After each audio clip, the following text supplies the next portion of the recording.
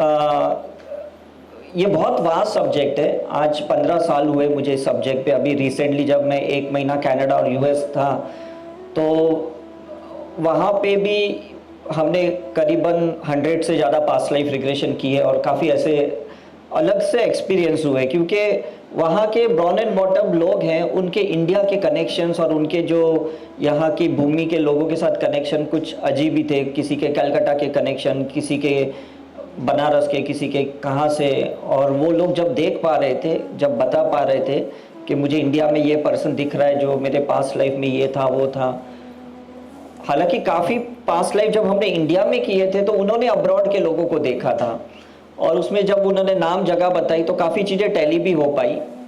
और यही अजीब सी बात है जो मैं मेडिकल साइंस में तो कभी मान भी नहीं सकता हूँ, बिकॉज जब तक हम मेडिकल साइंस में मेडिसिन और सर्जरी पे ट्रीटमेंट करते हैं तो सोल का तो कहीं गुंजाइश ही नहीं है, मतलब सोल का तो कहीं रोल ही नहीं आता है। ज़्यादा से ज़्यादा एज अ मेडिकल डॉक्टर हम ये कहते हैं कि भाई ये साइकोलॉजिकल प्रॉब्लम है, ये साइकोसोमेटिक है, लेकिन सोल की तो हम कभी बात ही नहीं कर सकते। और शायद इसलिए मैंने 98 से लेके 2000 तक, मतलब 12 साल तक मैंने कभी इस पास्ट लाइफ रिग्रेशन पे कभी इतना इम्पोर्टेंस नहीं दिया। 2010 तक कभी इम्पोर्टेंस नहीं दिया, बिकॉज मुझे लग रहा था गड़े मुर्दों को उखाड़ना क्यों है, मतलब प्रेजेंट लाइफ इतनी मेस पड़ी हुई है तो पास्ट को ओपन करके करेंगे क्या करके, इज इट राइट। लेकिन मैं देखते भी जा रहा था पैरेलली, अपनी पास्ट लाइफ देखते भी जा रहा था, वेरीफाई भी करते जा रहा था, और मैं उसको डिनाई भी करते जा रहा था। जब भी मुझे कोई आके कहता था सर मुझे पास्ट लाइफ करना है, मैंने कहा मैं तो करता नहीं हूँ। 2010 तक मैंने कहा आपको किसी से करवाना है तो कराओ, मैं तो आपको एडवाइस नहीं दूंगा। अगर आपके जो प्रॉब्लम है मैं ऑरा से बता सकता हूँ कि ऑरा के हिसाब से आपके प्रॉब्लम्स क्या है, उसके कॉज क्या है, लेकिन पास्ट लाइफ करने की कोई ज़रूरत नहीं है। लेकिन ये रिसर्च करते करते कुछ ऐसा हो गया कि मुझे सीखना ही पड़ा पास्ट लाइफ, और सीखने के बाद जब मैं इसकी गहराई में उतरा तो मुझे समझ में आया ये कितना इम्पोर्टेंट सब्जेक्ट है, और हम इंडिया में बहुत निगलेक्ट करते हैं इस सब्जेक्ट को। एक्चुअली करना चाहिए, और वो क्यों करना चाहिए वो आज मैं थोड़े आपको शॉर्ट में बताऊंगा, ज़्यादा तो डिटेल में मैं यहाँ पे नहीं समझा सकता हूँ। अब यहाँ पे एक चीज़ रहती है कि प्रेजेंट लाइफ की हमारी जो भी गलतियाँ हैं वो एक्चुअली देखा जाएगा तो सब हमारी पास्ट लाइफ से ही चल रही है। मतलब आप सोचना कि कितनी गलतियां आप जो करते हो ना उसके पीछे कोई लॉजिक ही नहीं होता, राइट। छिपकलियों से डरना, लोगों से झगड़े करना, लोगों के साथ बहस करना, लोग आपके साथ चीट करते हैं, फ्रॉड करते हैं, वो आपको गुनहगार मानते हैं, आप उनको गुनहगार मानते हो। मतलब ये चीजें तो चलते आ रही है, और इसका सवाल का जवाब ही नहीं मिलता है। हम एस्ट्रोलॉजर के पास जाते हैं, टैरो रीडर के पास जाते हैं, डाउजर के पास जाते हैं, हम ऐसे कितने जगहों पे जाते हैं, न्यूमरोलॉजी स्टडी, ग्राफोलॉजी काफ़ी मैंने स्टडी की है, और उसका आंसर नहीं मिलता कि ये ऐसा क्यों है। समझ में आता है जो शनि का साल चल रहा है तो मेरी कोई साढ़ासती चल रही है, इतना समझ में आ रहा है कि लाइफ स्लो हो रही है, कुछ गड़बड़ चल रही है, ये सब समझ में आ रहा है। क्यों गड़बड़ हो रही है, किसके वजह से हो रही है, ये कुछ समझ में नहीं आ रहा है। और इसी के चक्कर में मैंने बहुत इंडिया से बाहर जितने भी बड़े बड़े संत साधु, नागा साधु, सबको मैं मिला, और सबके मैंने रिसर्च पॉइंट ऑफ व्यू समझने की कोशिश की कि वो क्या कहना चाहते हैं। और उसमें मुझे एक चीज़ समझ में आई कि अगर आप मेडिकली देखें तो आपको भी पता है कि किसी में कोई फर्क नहीं है, हमारे ऑर्गन सिस्टम, सेल्यूलर स्ट्रक्चर सब कुछ सेम है, इज इट राइट। फर्क कहाँ पे है, आपके डीएनए के अंदर जो इंफॉर्मेशन है ना उसमें फर्क है, चाहे वो ट्विंस भी है तो उसमें फर्क है, इज इट राइट। अब वो जो डीएनए है जिसके अंदर हमारी जेनेटिकल इम्प्रिंट्स, इनहेरेंट जो इम्प्रिंट्स है, वो तो हम समझ सकते हैं कि मदर एंड फादर की है, इज इट राइट, क्रोमोसोम, और इसलिए समझ में आता है कि हम इस वंश के हैं करके। लेकिन उसमें इंफॉर्मेशंस क्या है ना, ये किसी को नहीं पता। जब मैं लंदन में ऑरा साइंस के ऊपर पीएचडी करने के लिए गया, वहाँ पे जब मैंने doctor Harry Oldfield, doctor Johnny Rogerson, doctor Thornton Streeter, इनको मैं मिला और मैं रिसर्च कर रहा था, तब पता चला कि ऑरा माइक्रोस्कोप भी एक होता है जिसमें हम अपने कर्मा के इम्प्रिंट्स को भी देख सकते हैं। और बहुत जल्दी उन्होंने उस इंस्ट्रूमेंट को बैन कर दिया, बिकॉज उसमें सब कुछ समझ में आ जाता था कि आप एक्चुअली क्या कर्मा लेके आए हो करके। जैसे हम लोग कैसे ब्लड का एक स्लाइड लेते हैं ना, उसमें बता कि WBC कितना है, RBC कितना है, कोलेस्ट्रॉल कितना है, शुगर लेवल कितना है, सब पता चलता था। तो जब वो मशीन मैंने देखा तो इट वाज सो सरप्राइजिंग कि सिर्फ आपकी फोटो की ऑरा नहीं होती है, इंसान की ऑरा नहीं होती है, आपकी ब्लड की भी ऑरा होती है और ब्लड के डीएनए की भी ऑरा होती है और उसमें सब इंफॉर्मेशन भी होते हैं। प्रॉब्लम सिर्फ इतना है कि वो जो वेस्टर्न कंट्री के लोग थे ना, वो उसको इंटरप्रेट नहीं कर पा रहे थे, क्योंकि उनको वास्तु दोष, काल सर्प दोष, पितृ दोष, ब्लैक मैजिक स्पिरिट कुछ भी नहीं पता है। तो वो साइंस वही उन्होंने बंद कर दिया। और जैसे मैंने उसको इंटरप्रेट करना शुरू किया, उन्हें लगा कि ये तो शायद बहुत बड़ी मतलब पोल खोलने वाली मशीन है, तो इन्होंने उसी को टोटली बैन कर दिया और आज तक उन्होंने उस मशीन को कभी आगे आने नहीं दिया करके। तो उसके चक्कर में मुझे पास्ट लाइफ में आना पड़ा, बिकॉज उसने मुझे क्यूरियोसिटी क्रिएट की कि अगर सही में डीएनए में इतनी वो हिडन मेमोरीज है या इंफॉर्मेशंस है जिसको जाने बगैर हम ब्लाइंडली लाइफ जी रहे हैं, कितनी ब्लाइंडली लाइफ जी रहे हैं। क्योंकि पेरेंट्स ने हमें सिर्फ इतना कहा कि भाई अच्छी एजुकेशन लो, अच्छा जॉब मिलेगा, अच्छा पार्टनर मिलेगा, अच्छी लाइफ मिलेगी, ये हमको समझा के बड़ा किया। हम भी अपने बच्चों को वही कर रहे हैं और कुछ नहीं कर रहे ना। उन्होंने नहीं बताया कि हमने आपके अंदर क्या इंफॉर्मेशंस डाली है, 9 मंथ्स वूम में मदर ने आपके अंदर क्या इंफॉर्मेशन डाली है, या फादर ने आपके अंदर क्या सोच डाली है, क्या संस्कार डाले हैं, या एंसेस्टर्स ने क्या डाले हैं, ये हमें किसी ने नहीं बताया। Don't you think it's a blind game? Totally blind game है, कुछ भी नहीं पता हमें। मतलब हम सोचते ये मेरा बच्चा मान क्यों नहीं रहा, ये पढ़ाई क्यों नहीं करता, ये आगे क्यों नहीं बढ़ रहा, ये इतना लेजी क्यों है, पूरा दिन मोबाइल के साथ क्यों बैठा रहता है, अक्ल नहीं है, समझ में नहीं आ रहा है, इतना कंपटीशन है, हम अपनी लाइफ सेक्रीफाइस करके बच्चे के ऊपर पैसे खर्च कर रहे हैं और ये बच्चा समझ नहीं रहा है। हम रिलेशनशिप में समझ रहे कि 7 कस्में खाते हैं, 7 जन्मों की कस्में खाते हैं, 7 फेरे लेते हैं और 1 साल में डिवोर्स होता है, मतलब ब्रेकअप्स होते हैं, एक्स्ट्रा मैरिटल रिलेशनशिप होते हैं, समझ भी नहीं आता। इतने अच्छे से काम कर रहे हैं और जॉब में प्रमोशन नहीं मिल रही है, बिजनेस में कोई प्रोग्रेस नहीं हो रहा है। मतलब काफ़ी जो क्वेश्चंस हमारे अंदर है ना, वो उसके आंसर्स आज तक एक्चुअली हमें नहीं मिले और हम इसी क्वेश्चंस के साथ ही भर जाएंगे, ये तो मैं आपको ऑनेस्टली कहता हूँ। और यही चीज़ ने मुझे पास्ट लाइफ रिग्रेशन में डाला और इसी के चक्कर में मैंने अपनी 153 पास्ट लाइफ्स देखी, क्योंकि मुझे हर क्वेश्चन का आंसर चाहिए था कि मैं ऐसा क्यों। मतलब बचपन में मुझे पापा कहते थे, 2 वर्ड्स यूज करते थे मेरे लिए, कि एक तो मुझे एंथनी बुलाते थे, जबकि मैं जैन फैमिली से बिलोंग करता हूँ। मैं सोचता हूँ एंथनी क्यों बुला रहे। उसके बाद मुझे बुला रहे थे कि तुम डायरेक्टर प्रोड्यूसर हो। मैं सोच रहा हूँ मैं कौन से मतलब फिल्म लाइन में हूँ, मुझे ऐसे क्यों बुला रहे हैं। लेकिन फिर मुझे समझ में आ रहा है कि ये सब स्क्रिप्ट था और इस स्क्रिप्ट का ना कहीं हम स्लोगन या हम वर्ड्स ना बहुत फ्लुएंटली यूज किसी के लिए भी कर लेते हैं, लोग भी हमारे लिए करते हैं। कोई हमें बबलू बुलाता है, कोई चुन्नू बुलाता है, कोई चिंटू बुलाता है, इज इट राइट? तो उसके पीछे भी एक बहुत बड़ा रीजन होता है। आपका जो नाम भी रखा है ना, उस नाम के पीछे भी बहुत बड़ा रीजन रखा है।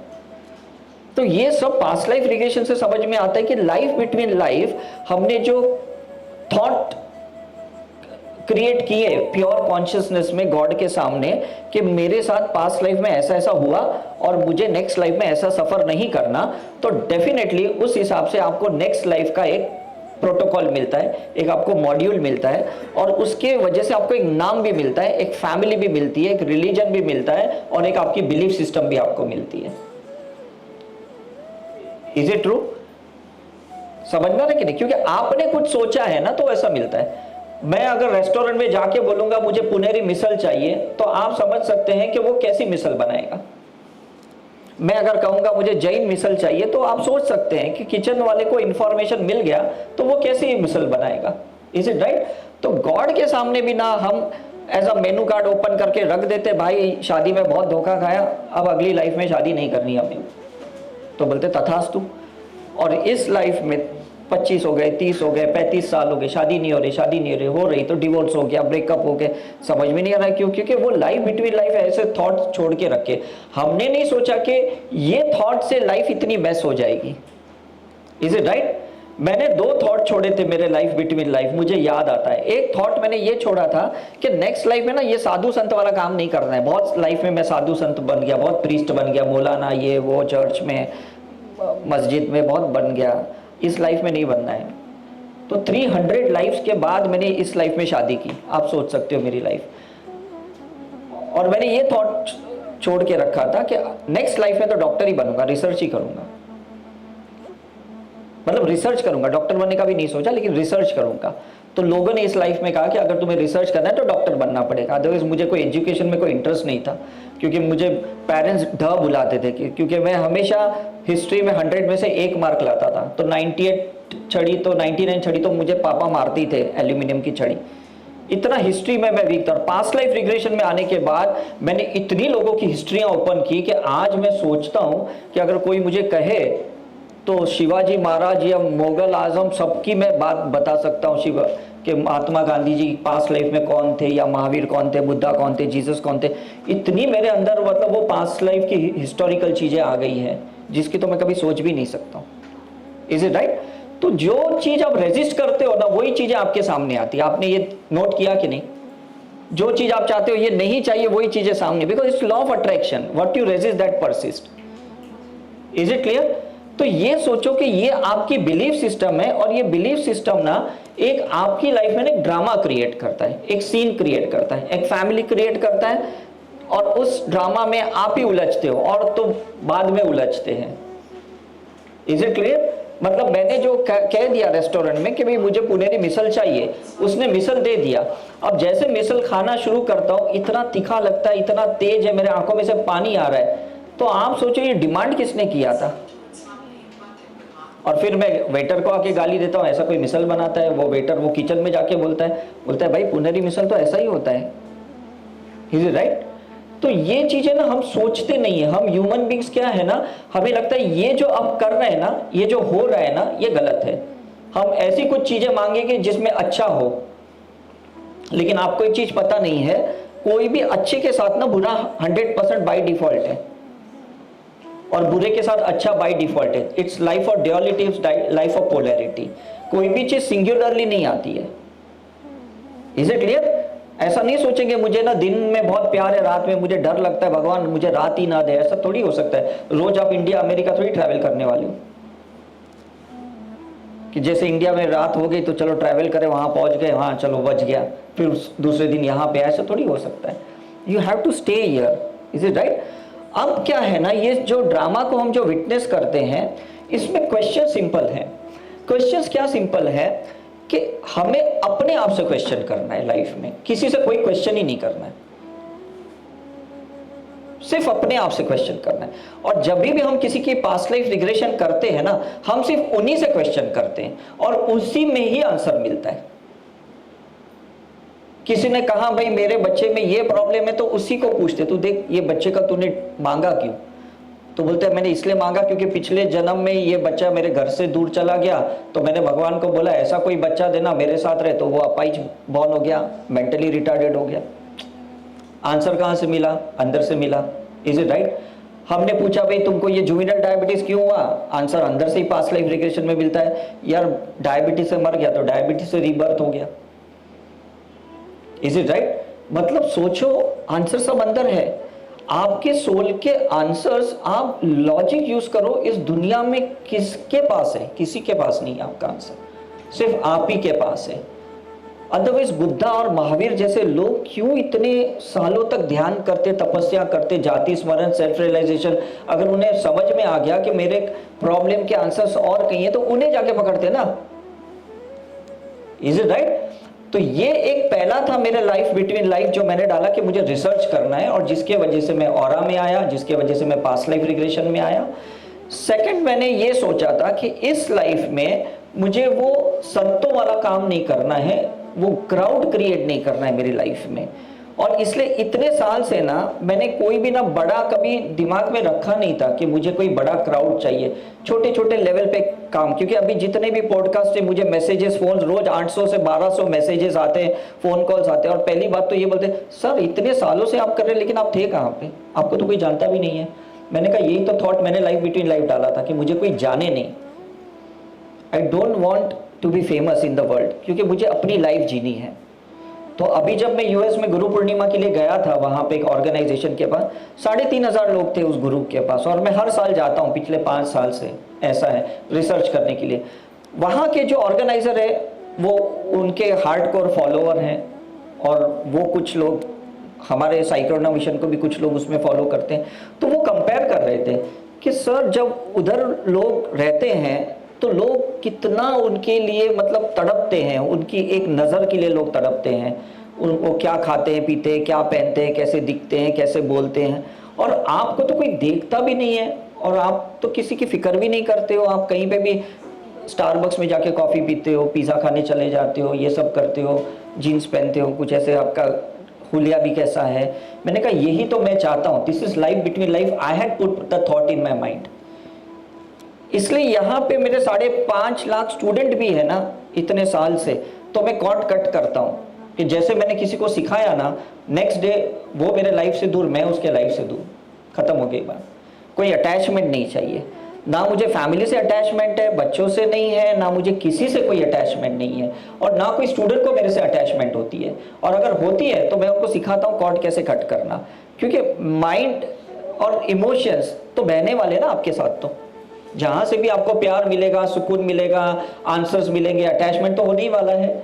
लेकिन ऐसा नहीं होने के लिए ना आपको बहुत पुरुषार्थ करना पड़ेगा, तब जाके आप देखते हो ये जितने भी चीज़ें होती हैं। अभी मैं अपनी एक सिंपल सिस्टम समझाता हूँ कि जब भी मैं 10th स्टैंडर्ड में वर्सोवा में यहाँ पे स्कूल में था और वहाँ पे मैं शूटिंग्स देखने जाता था, मैंने मिस्टर इंडिया की शूटिंग देखी और बहुत सारे पिक्चर की शूटिंग देखी, तब मुझे एक चीज़ बहुत जल्दी समझ में आ गई कि सेट क्रिएट करो और सेट को डिसॉल्व करो।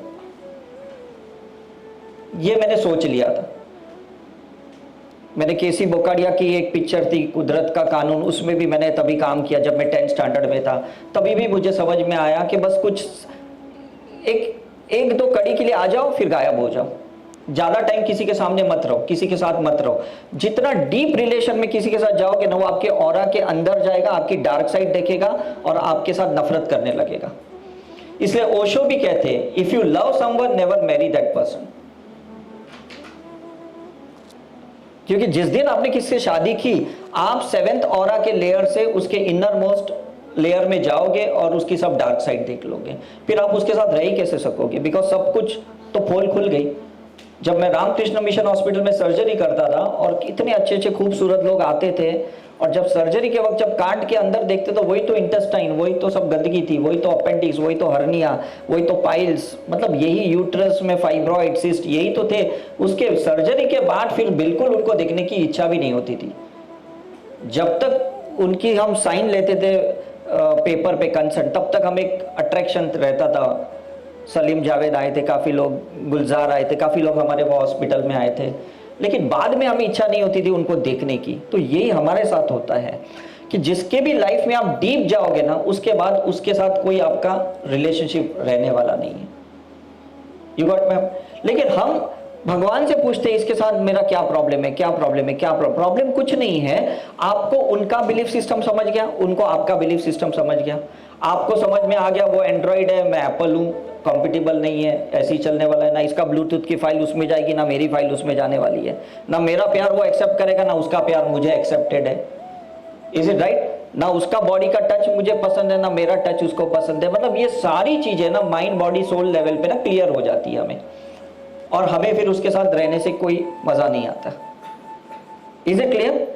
आंसर्स अंदर है, इश्यू समझ में आ गया कि हमारी माइंडसेट अलग है, लोग गलत नहीं है, लोग अलग हैं। बस मैं एक ही सेंटेंस में कहता हूं, इस दुनिया में कोई गलत नहीं है, लोग अलग हैं।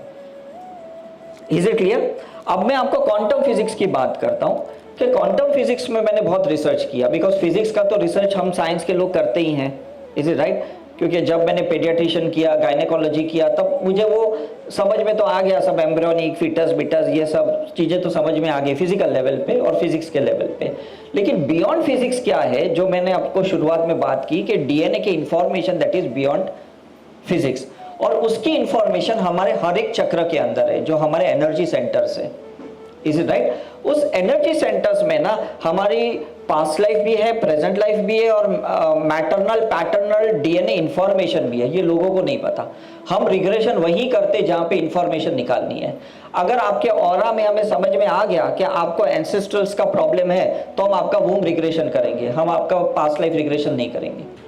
हमें समझ में आ गया कि आपके पास्ट लाइफ के इश्यूज सरफेस पे संचित का प्रारंभ कर्म है, तो प्रेजेंट लाइफ रिग्रेशन करेंगे, आपका पास्ट लाइफ नहीं करेंगे, आपका वूम रिग्रेशन नहीं करेंगे। Is it right? समझ में आ गया, आपके पेरेंट्स ने संस्कार अच्छे दिए, आपकी भी चाइल्डहुड सब अच्छी पॉजिटिव मेमोरीज है, उसके बावजूद भी प्रेजेंट लाइफ में मेस है, इसका मतलब पास्ट लाइफ रिग्रेशन करना जरूरी है। आपको किसी भी ऐसी कोई बीमारी है जिसका कोई लॉजिक नहीं है तो उसका ऑर्गन रिग्रेशन करना पड़ेगा। कोई कहता है पता नहीं मुझे आंखों से दिखता क्यों नहीं, मेरी आई साइट दिन ब दिन वीक क्यों होते जा रही है, तो ऑर्गन रिग्रेशन, क्योंकि उस ऑर्गन में ना मेमोरीज है। किसी के लिवर में मेमोरी है एंगर की, किसी के किडनी में मेमोरीज है गिल्ट की, तो उसका डायलिसिस चल रहा है। किसी के हार्ट में मेमोरीज है रिवेंज की, हेट्रेट की, तो उसको हार्ट ब्लॉकेज होता है, उसको ब्लड प्रेशर होता है, हाइपरटेंशन होता है उसको। Is it right? किसी के ब्रेन में मेमोरी है तो ब्रेन हेमरेज होता है, पैरालिटिक अटैक्स आते हैं। फीमेल्स होल्ड ज्यादा करते हैं इसलिए सिस्ट ज्यादा होता है, फाइब्रॉइड ज्यादा होता है। किसी को ब्रेस्ट में होता है, किसी को यूट्रस में होता है, किसी को फैलोपियन ट्यूब में होता है, किसी को ओवरियन सिस्ट होता है। होल्ड ज्यादा करते हैं ना, बिकॉज ग्रेविटेशनली उनके कार्मिक पार्टिकल्स 30% ज्यादा वेटेज होते हैं कंपेयर टू द मेल।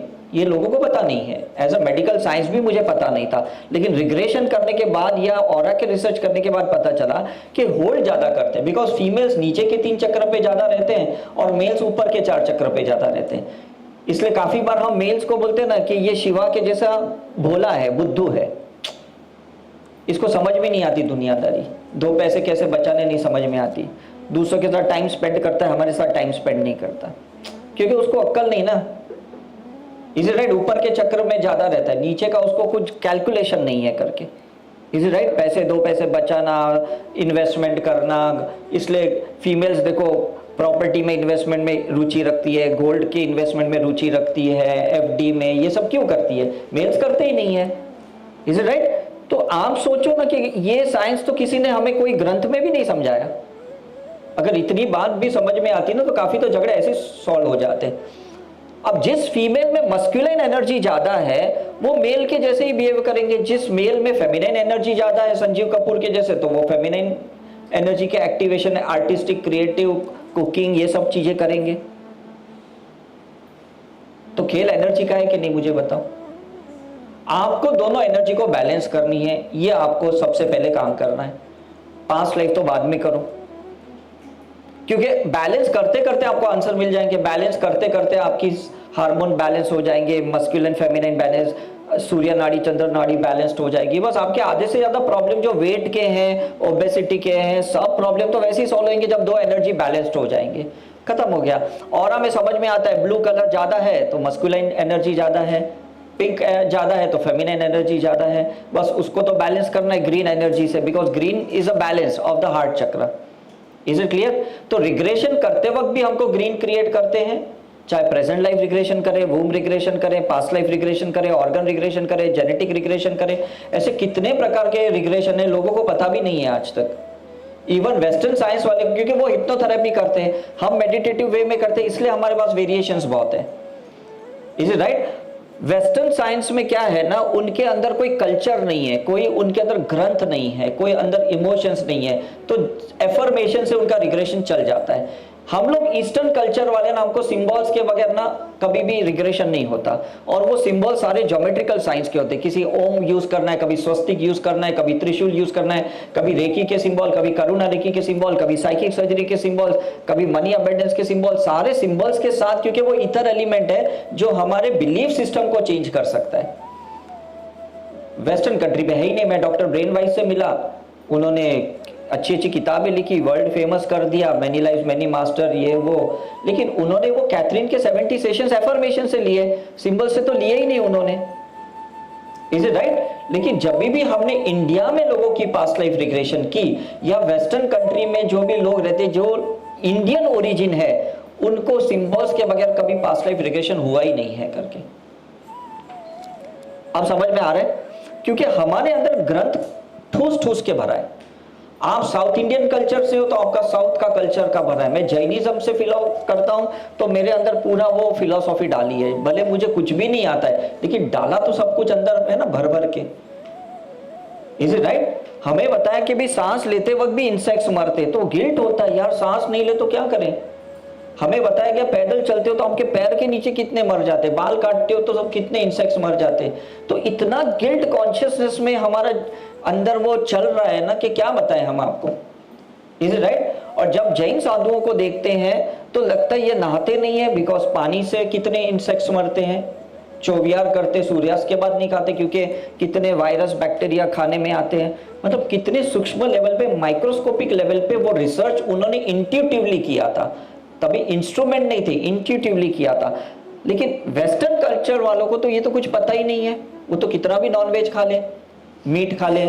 मैं तो हांगकांग जाता हूँ, उस कंट्री में जाता हूँ, सब स्नेक्स, ये फ्रॉग, ये सब देखता हूँ, तो मैं सोचता हूँ यहाँ तो इनविजिबल इंसेक्ट के लिए हम कितना गिल्ट करते हैं, वो तो सीधा सांप पकड़ के खाते हैं, अर्थवाओं को खाते हैं वो लोग। जैसी आप सोच रखोगे ना वैसी आपकी कॉन्शियसनेस डेवलप्ड होती है, वैसा माइंडसेट डेवलप्ड होता है। तो रिग्रेशन में वही चीजें निकालनी है, हम आपके और कोई प्रॉब्लम नहीं निकालने वाले, उस सिस्टम को निकालेंगे जिसके वजह से आपके अंदर एक ग्रेवी है, और ग्रेवी में कोई भी सब्जी डालो स्वाद वही आने वाला है।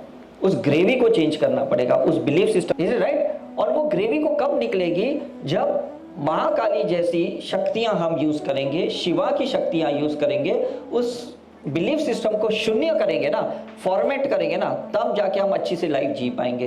तब तक हम अच्छी सी लाइफ नहीं जी पाएंगे, क्योंकि हम लोग के अंदर जो भी एक एंटीजीन है ना, तो एंटीजीन एंटीबॉडी रिएक्शन क्रिएट हो रहा है। मेरे अंदर एक फियर है तो मैं उस फैक्टर को अट्रैक्ट करता हूं, इज राइट। मेरे अंदर अगर ड्राइविंग का फियर है ना, तो मैं ज्यादा एक्सीडेंट्स देखूंगा, मैं बोलूंगा अच्छा है मैं ड्राइव नहीं कर रहा हूं, नहीं तो मेरी भी ऐसी हालत होती, इज राइट। मेरे अंदर वाटर फोबिया है तो मैं देखूंगा अरे यार ये ड्राउनिंग से मर गया, वो बाढ़ में मर गया, तो मैं उसी चीजों को अट्रैक्ट करते जाऊंगा अपनी लाइफ में। क्योंकि आपके सेल्स के अंदर जो भी मेमोरी सबसे ज्यादा है, उस मेमोरीज को आप एनर्जी दे रहे हो। आपने अर्जुन के बारे में नहीं सुना था कि वो पूरी फोकस एक ही जगह पे डालता था, तो हम भी क्या करते हैं ना, पूरी एनर्जी उस पे डालते जहां पे हमारी नेगेटिविटी इलेक्ट्रॉन्स है, जहां हमारे फोटॉन्स है, प्रोटॉन्स है, न्यूट्रॉन्स है, उस पे हम कभी भी फोकस नहीं करते। हम भगवान से वही शिकायत करते जो हमारे प्रॉब्लम्स है। अच्छी चीजों को ग्रेटिट्यूड कौन करता है, इज इट राइट। तो इसलिए हम रिग्रेशन के पहले हीलर्स बनाते, उनको कहते पहले हीलिंग सीखो फिर आप रिग्रेशन में जाओ, क्योंकि जब गड़े मुर्दों को उखाड़ोगे तो जो इलेक्ट्रॉन्स जो दबे हुए हैं वो इलेक्ट्रॉन्स ऊपर आएंगे, फियर के, इनसिक्योरिटी के, इनजस्टिस के।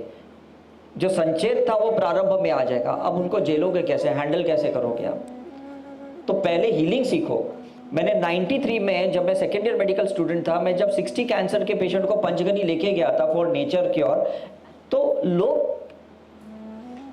आधा से ज्यादा ना कैंसर के नाम से ही मर रहे थे। उनको बीमारी क्या नहीं पता था, उनको ये नहीं पता था कि एडिनो है कि कौन सा कैंसर है, कार्सिनोजेनस है, कुछ नहीं पता था। लेकिन उनको वो पता था कि जैसे HIV में लोग मरते हैं, वैसे उनको पता था उस टाइम पे कि नहीं लोग कैंसर से मरते क्योंकि कोई ट्रीटमेंट नहीं है। तो हम लोग भी ना आधे से ज्यादा इसलिए परेशान होते क्योंकि हमें पता है कि इसका कोई इलाज ही नहीं है। हमें पता है हमारा हस्बैंड कभी चेंज नहीं होने वाला, हमारे पार्टनर कभी चेंज नहीं होने वाले, उसी से हम ज्यादा पैनिक अटैक होते हैं। हमारे बच्चे कभी चेंज नहीं होने वाले, मेरी मदर इन लॉ कभी चेंज नहीं होने वाली। वो पैनिक अटैक होता है ना, बिकॉज पता है ना हमारे अंदर वो सॉलिडिटी है, वो एंकरिंग है, हमने उस चीज को बार बार एक्सपीरियंस किया है, और एक्सपीरियंस करने के बाद वो गैसियस से सॉलिड स्टेट पे चला गया। अब उसको कौन निकालेगा, कोई साइकेट्रिक ट्रीटमेंट भी नहीं निकालेगा। कितनी भी आपको एंटी डिप्रेसेंट है, एंटी एंजाइटी मेडिसिन दे, इंसोमिनिया की मेडिसिन दे, कुछ भी दे, लेकिन वो सॉलिड स्ट्रक्चर आपका डिसॉल्व नहीं होगा जब तक रिग्रेशन करके, पिलिंग करके उसको नहीं निकालते हो। पिलिंग करना पड़ेगा एक एक लेयर, जो इतनी आपने सालों से वो कूट कूट के गलत अनुभव लिया, और उस अनुभव को जो पकड़ा है ना, उसके अंदर कोई भी एयर बबल्स नहीं है, उसमें कहीं वाटर नहीं है, बस वो सॉलिड बन गया, एक स्टोन बन गया, एक फाइब्रॉइड बन गया, एक सिस्ट बन गई है, वो कहीं हार्ड ब्लॉक बन गया है करके, उसको आपको निकालनी पड़ेगी। तो ये आप एक चीज समझ लो कि लाइफ में जो भी चीजें हैं आपको बहुत रूट लेवल पे करनी पड़ेगी, बहुत कॉज लेवल पे करनी पड़ेगी। इतना इजीली मत समझो बस ऐसी चीजें निकल जाए। मुझे पिछले 10 जुलाई से जितने मैसेज में यूएस से आया और मुझे अब तक आ रहे हैं, लोग बोलते हैं सर ये मेरा जरा प्रॉब्लम सॉल्व कर दो। इतना इजी है सर, मेरे बारे में आपको क्या लगता है, मेरी पास्ट लाइफ के बारे में क्या लगता है। मतलब कितना लोग लाइटली देते हैं सब्जेक्ट को। लोग फोटो भेजते हैं, कोई बर्थ डेट भेजता है, कोई अपना क्या भेजता है, आपको क्या लगता है मेरे बारे में, मेरा फ्यूचर है कि नहीं है। मतलब हम कितना लाइटली लेते हैं। हमें होमवर्क ही नहीं करना, अपने पे काम ही नहीं करना, बस हमें रिजल्ट चाहिए, हमें सॉल्यूशन चाहिए। Is it right. हम सबको पता है डाइट करना चाहिए, एक्सरसाइज करनी चाहिए, डिटॉक्सिफिकेशन करना चाहिए, मन शांत रखना चाहिए, सबको पता है, but who is working on those things? कोई तो काम नहीं कर रहा है। अल्टीमेटली हम पहुंचते कहां पे है? एलोपैथी हॉस्पिटल में पहुंचते, जहां पे इन्वेस्टिगेशन अच्छी है, ट्रीटमेंट वर्स्ट है। और स्पिरिचुअलिटी में इन्वेस्टिगेशन जीरो है, ट्रीटमेंट बहुत अच्छी है, लेकिन ट्रीटमेंट हमें करनी पड़ती है। एलोपैथी में ट्रीटमेंट वो हमारी करते हैं, तो इसलिए हम वहां ज्यादा अट्रैक्ट होते हैं। Is it clear? हम सो जाते 3-4 लाख रुपए देके, चलो मेरा हार्ट ब्लॉकेज निकाल दो, और मैं किसी को बोलूंगा 21 डेज होपोनोपो करो, फॉरगिवनेस मेडिटेशन करो, अरे नहीं सर, टाइम कहाँ है मेरे पास होपोनोपो करने के लिए। बाईपास सर्जरी के लिए 8-10 दिन आप हॉस्पिटल में लेट जाते हो, आईसीयू में वेंटिलेटर पे रहते हो, तब तो टाइम मिल जाता है, लेकिन एक फॉरगिवनेस करना नहीं है। और क्यों नहीं करना है, इसका रीजन मैं आज आपको बताता हूँ। उसका रीजन एक सिंपल है कि जब भी हमने लोगों से, अगर हमने केस टेकिंग मांगा है, तो उसमें लोग ये कहते हैं, या उसमें लोग ये कहते हैं मेरा कसूर नहीं है, तो मैं उससे माफी क्यों मांगू। एक सिंपल सी चीजें हैं, जब मेरी गलती ही नहीं है तो मैं होपोनोपो, फॉरगिवनेस, हीलिंग करूं क्यों। लेकिन मैं आज आपसे एक क्वेश्चन पूछता हूं, छूटना किसको है? आपको छूटना है, तो काम आपको करना पड़ेगा, बाहर आपको आना है, फ्री आपको होना है। सामने वाला तो गलतियां करते जा रहा है, तकलीफें देते जा रहा है, दर्द देते जा रहा है, ताने मारते जा रहा है, टॉन्ट करते जा रहा है, उससे तो कोई फर्क नहीं पड़ता। आज उसका टाइम अच्छा है तो वो करे जा रहे जो उसको करना है। Is it right? बट सफर तो अगर आप हो रहे हो, तो सफर जो होता है ना, उसी के अंदर कॉज होता है, और उसी को पुरुषार्थ करना पड़ता है, उसी को काम करना पड़ता है। जो इंसान सफर नहीं हो रहा ना, उसको क्या करना है? आज मैं घड़ी देखूंगा, मैं बोलूंगा अरे यार 2:50 हो गया, मुझे 3 बजे तक कैसे भी टॉक खत्म करना है। घड़ी को कोई फर्क नहीं पड़ने वाला, मुझे फर्क पड़ता है, तो मुझे वो 3 बजे तक कैसे भी टॉक खत्म करना है। घड़ी तो चलते ही रहेगा अपने हिसाब से, इंसान तो चलते ही रहेंगे अपने हिसाब से, क्योंकि वो आपके लिए घड़ी है जो एक अपने प्लान के हिसाब से चल रहा है, उसको आपसे कोई लेना देना नहीं है। आपकी सांसें बंद भी हो जाएगी ना, घड़ी चलते जाएगा। सर एक छोटा सा क्वेश्चन। यस, या सर जैसे गलती की बात हो, हाँ, मान लीजिए जब हमारी गलती है, हाँ, तो हम उनसे माफी क्यों मांगेंगे, ये तो समझ में आ रहा है, या लेकिन हम एक्सेप्ट कैसे करेंगे अंदर से? हाँ, यही मैं अभी आपको समझा रहा, मेरा अभी नेक्स्ट टॉपिक यही था। अच्छा हुआ आपने ये दिया। देखो कैसा है ना, कोई भी चीज दिमाग में चल रही ना आपकी, ये क्यों मेरे साथ हो रहा है, क्यों मेरे साथ हो रहा है, और वो क्यों चल रहा है पता है? क्योंकि नीचे के जो चक्र है ना, जो बॉडी लेवल पे है ना, वो सफर कर रहे हैं, इसलिए दिमाग में ये चल रहा है। इतना क्लियर हो गया आपको? किसी को अर्थराइटिस हो रहा है, किसी को बैक पेन हो रहा है, किसी को क्या हो रहा है, क्योंकि यहाँ चल रहा है दिमाग में, लेकिन शरीर भुगत रहा है, शरीर सफर कर रहा है। जैसे आपने एक्सेप्ट किया ना कि चलो शायद मेरी कोई गलती होगी, आज जो मेरे साथ हो रहा है हो सकता है शायद मैंने कभी इसके साथ किया होगा। एक अज्यूम करो, जैसे हम मैथ्स में, फिजिक्स में करते थे, जैसे आपने अज्यूम किया ना, ये जो थॉट यहाँ चल रहा है ना, ये नीचे जाके इसको बोलेगा शायद मेरी गलती थी, पेन वहीं खत्म हो जाएगा। प्रॉब्लम सॉल्व कैसे होगा? यहां से एक्सेप्टेंस हार्ट चक्र पे आपने जैसे कबूल है कबूल है कबूल है कर दिया, तो आपकी बॉडी एक्सेप्ट करेगी कि शायद गलती मेरी है, अब मुझे उसको कोसने में कोई फायदा नहीं है, अब उसको बोलने में कोई फायदा नहीं है। Is it right? इसलिए क्या है ना, हम कहते हैं बॉडी लेवल पे एडजस्ट करो, हार्ट लेवल पे एक्सेप्ट करो, तब जाके आपका प्रॉब्लम सॉल्व होता है। तो जब भी हम किसी का रिग्रेशन करते हैं ना, तो हम उसको फिजिकल लेवल पे पीछे नहीं लेके जा सकते, हम उसको मेंटल और एनर्जी लेवल पे पीछे लेके जाते हैं और उनको पूछते हैं ये देखो ये क्यों हुआ तुम्हारे साथ। तब वो कहता है कि अरे हाँ, ये तो मैंने ही एक लाइफ में उसके साथ ऐसा क्रिएट किया। तो इससे क्या, जो कर्म किया है उसको तो भोगना जरूरी है। या भोगना नहीं है, यही गलत हमारी मेंटेलिटी में है। यू हैव टू अंडरस्टैंड कि ये चीजें हैं। जैसे अभी मेरा मोबाइल का बिल आया तो वो 8,000 रुपीज का है, नॉर्मली 600 रुपए का बिल आता है, तो मैं तो जाके कंप्लेंट करूंगा ना, इतना बिल कैसे आया मेरा। तो जैसे मैंने उनको बोला तो मुझे बोला अरे आप भूल गए 26 को आप लास्ट मंथ में एयरपोर्ट पे थे, आपने इंटरनेशनल रोमिंग एक्टिवेट किया, तो आपका तो आएगा कि नहीं। मैं बोला अरे हाँ, ये तो मेरे दिमाग से ही निकल गया। अब पीछे गया तब मुझे क्लिक हुआ ना, अदरवाइज तो मैं लड़ रहा था, मैं तो भरूंगा नहीं, आपको जो करना है करो। तो यही एक अननोस मतलब का फर्क है या अभी का इम्पैक्ट? यही है, प्रेजेंट लाइफ रिग्रेशन से ये पता चलता है कि इसी लाइफ का इशू है। पास्ट लाइफ से ये पता चलता है कि पास्ट लाइफ का इशू है। वूम रिग्रेशन से पता चलता है कि पेरेंट्स ने अपना कुछ चीज अधूरा छोड़ा और हमको दे दिया। आज आप जितने भी लोग हैं ना यहाँ पे, जो भी आपके डीएनए में सिर्फ उनका ब्लड नहीं है, आपके कितने उनके अनहील पार्ट भी हैं। आप वो उन्होंने अपने गुस्सा कंट्रोल नहीं किया, आपको दे दिया। उन्होंने अपनी इनसिक्योरिटी ठीक नहीं किया, आपको दे दिया। उनके साथ उनके भाई बहनों ने इनजस्टिस की, वो आपको दे दी। अब सॉल्व करेगा कौन? सिर्फ थोड़ी आपको उनके प्रॉपर्टी पे रहना है, उनके पैसे से आपको घर चलाना है, उनके कर्ज भी तो चुकाना है कि नहीं? क्योंकि क्या है ना, जो चीज आज आप रह रहे हो ना, उसमें वो एनर्जी क्रिएट हुई थी और वो एनर्जी कहीं ना कहीं वो दुख दर्द के साथ क्रिएट हुई थी। वो मनी कहीं ना कहीं तकलीफों से कहीं ना कहीं किसी ने कमाया था। तो आज अब उसी प्रॉपर्टी के जो टाइल्स है, जो आपकी ईंटें हैं, जो रेती सीमेंट है, जहां पे वो रह चुके हैं ना, उसकी मेमोरीज अभी भी वाइब्रेंट हो रही है।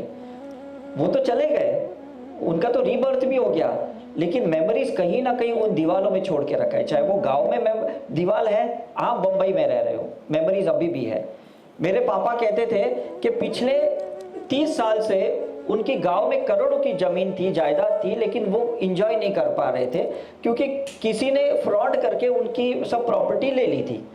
तो हमने उनको बचपन से ही कहा जब हम छोटे थे कि आप छोड़ दो, हमें तो चाहिए नहीं आपकी प्रॉपर्टी, आप क्यों लड़ रहे हो किसी से, आप क्यों परेशान हो रहे हो, हम अपने हिसाब से बड़े हो जाएंगे, जैसे आप बड़े हो गए ऐसे अच्छे से हम भी बड़े हो जाएंगे, छोड़ दो ये सब। उन्होंने बहुत सारे केस किए फैमिली मेंबर्स पे, ये वो। मैंने कहा क्या फायदा? उन्होंने फिर केस विड्रॉ किया और फिर हम उस चीज को भूल ही गए। जब मैं स्पिरिचुअलिटी में आया, मुझे समझ में आया कि ये क्यों हो गया। मेरे दादाजी क्वीन एलिजाबेथ को ग्रेन सप्लाई करते थे और पूरे गांव वाले मेरे दादाजी को कोसते थे कि तुम कैसे ब्रिटिश वालों की तुम ये सब कर रहे हो। अब हम तो बनिए मतलब बिजनेस वाले हैं ना, कहीं से भी 2 पैसा मिले तो हम क्यों छोड़े। तो अब वो जो बातें थी जो मेरे दादाजी उनके साथ बिजनेस कर रहे थे, उसकी जो कर्सिंग थी ना, वो पापा को लगी, वो हमें लगी और हमें वो करोड़ों की प्रॉपर्टी कभी नहीं मिली। अब मैंने हीलिंग करना शुरू कर दी जब से मुझे पता चला, और 2 साल पहले लॉकडाउन के वक्त वो सारी प्रॉपर्टी हमें वापस मिल गई। हमारे पापा ने उसके ऊपर बंगलो बांध लिया, अब वो रिलीज हो गई। मतलब फॉरगिवनेस तो करना पड़ा ना, एक्सेप्ट तो करना पड़ा। नहीं तो मैं सोचूंगा मुझे क्या, मतलब मुझे क्यों नहीं मिल रहा है, मैंने क्या प्रॉब्लम, तो मेरे पापा का था, किसी ने उनके साथ फ्रॉड किया, मुझे तो हक है, मुझे मिलना चाहिए। दूसरे की प्रॉब्लम का हमको भोगना पड़ता है। एग्जैक्टली, हर आत्मा अलग अलग होती है, राइट। फिर भी दूसरे मेमोरीज है ना, मैं यही कह रहा हूँ, मेमोरीज है ना। आज मैं अगर मोबाइल यूज कर रहा हूं तो मेरा रेडिएशन आपको हार्म करेगा कि नहीं? आप भले मोबाइल यूज नहीं कर रहे हो, इज इट राइट?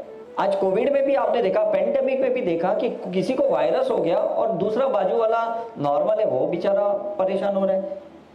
क्योंकि ये कैसे क्वांटम मेमोरीज है, इसको हम काउंटर पार्ट कहते हैं। जब हम पास्ट लाइफ रिग्रेशन सीखोगे ना, इसकी बहुत बड़ी थियरी है जो मैं आपको समझाऊंगा कि वो ऐसी थियरी है ना कि किसी को चेप नहीं लगता, वो उसी को लगता है जिसके साथ उसकी काउंटर मेमोरीज है, वो काउंटर पार्ट है। एग्जैक्टली वो आदमी कहाँ ना कहाँ से आएगा, ट्रेन से, बस में, फ्लाइट से, बाजू में बैठेगा और आपको देके चला जाएगा। मतलब रिग्रेशन में कितनी चीजें सूक्ष्म लेवल पे है कि ये जो माइंड पे हमारी चीजें होती है, ये बहुत बारीक बारीक से होती है। इसलिए मेडिटेशन में ना ये चीजों को समझना है कि मेरे माइंड में क्या है, मेरे माइंड में क्या है, मेरे दिल में क्या है, मेरे दिमाग में क्या है, मैंने क्या पकड़ के रखा है जिसकी वजह से ये चीजें मेरे अंदर बार बार अट्रैक्ट हो रही है, बार बार क्रिएट हो रही है करके उस चीज के ऊपर काम करो। अब वो इलेक्ट्रॉन समझ में आ गया कि ये नेगेटिविटी उस टाइम से है, अब उसको प्रोटॉन भी तो चाहिए ना, उसको फोटॉन्स भी तो चाहिए ना न्यूट्रलाइज करने के लिए, पॉजिटिव करने के लिए, नहीं तो रिजल्ट कहां से मिलेगा।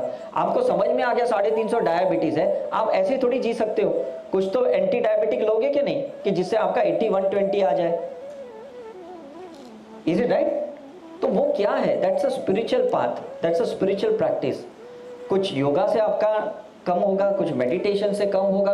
और ये जितने भी संत साधु इस दुनिया में है ना, मैं तो कहता हूँ हर एक बहुत काम के लोग हैं, क्योंकि ये तो एक्चुअली एनर्जी मेडिसिन लेके बैठे हैं। कोई राजयोग की मेडिसिन लेके बैठा है, कोई सुदर्शन क्रिया लेके बैठा है, कोई क्रिया लोग लेके बैठा है। आपको ऑरा में फाइंड आउट करना है आपके लिए मेडिसिन कौन सी यूजफुल है।